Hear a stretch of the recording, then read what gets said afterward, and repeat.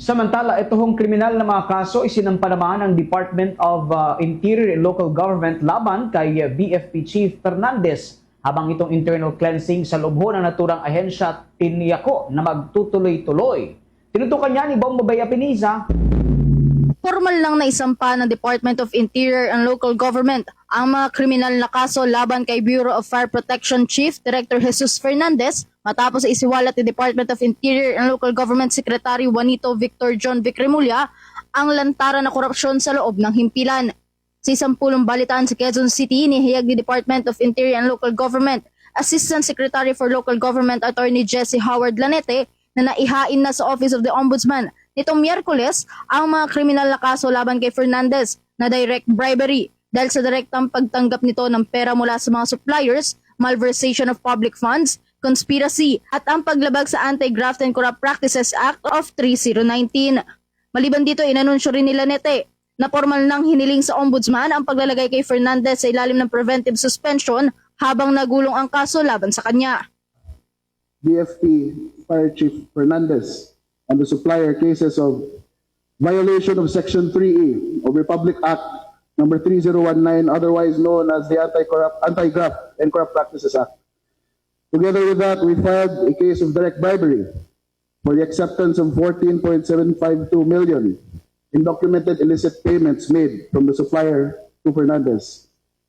We likewise filed a case of malversation of public funds for the criminal diversion and mismanagement pertaining to these 132 ambulances. If filed with the Sandigan Bayan, these cases are not bailable as a matter of right. The supplier and all BFP officials and employees involved are impleaded in this case and will be identified as soon as the DILG's investigation finishes.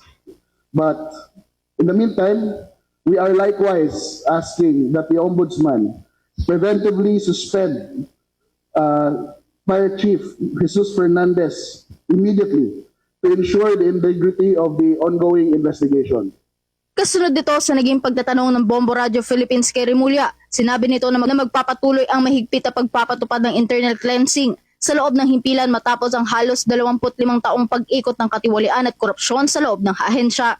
Ani Remulla, bagamat hindi magiging madali at agaran ang paglilinis sa loob ng Bureau of Fire Protection, ay kumpiyansa siyang malilinis nila ang ahensya gaya na lamang kung paano nilang nalinis at isinailalim sa internal cleansing ang Philippine National Police.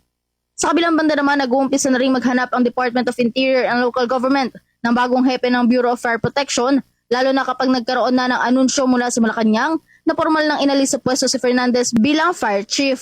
Sa ngayon, mayroong 2 kandidato na pinagpipilian para sa mababakanteng pwesto na siya naman anyang sumasailalim na sa serye ng mga interviews. May internal cleansing po ba tayo ipapatupad, sir, sa loob ng BFP? Yes, tuloy-tuloy ito. If you think the job of internal cleansing is easy, mahirap talaga yan. But I believe, inumpisahan na namin sa baba, sa recruitment, sinampulan na namin, yung sa taas, sinampulan na namin.